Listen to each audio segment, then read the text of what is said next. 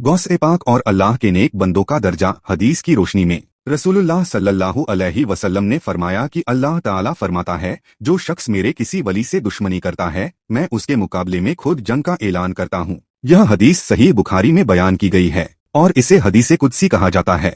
इस फरमान से यह बात साफ होती है कि अल्लाह के वली मामूली नहीं होते, बल्कि उन्हें अल्लाह की खास कुर्बत हासिल होती है। अब एक वाकया सुनिए। गौस-ए पाक और समुंदर की आफत। एक दफा समुंदर में सफर करता हुआ एक जहाज तेज तूफान की वजह से डगमगाने लगा। चारों तरफ ऊंची लहरें थीं और मुसाफिरों को अपनी जान जाती नजर आने लगी। उसी हंगामे में एक परहेजगार आदमी ने सबको समझाया, अल्लाह को पुकारो और उसके नेक वली गौस-ए पाक के वसीले से दुआ करो। उस शख्स ने पूरे यकीन के साथ कहा, ऐ अल्लाह, अपने नेक बंदे अब्दुल कादिर जिलानी के वसीले से हमें इस मुसीबत से बचा ले। अल्लाह की कुदरत देखिए। कुछ ही लम्हों में तूफान थम गया, समुंदर शांत हो गया और जहाज पूरी तरह महफूज रहा।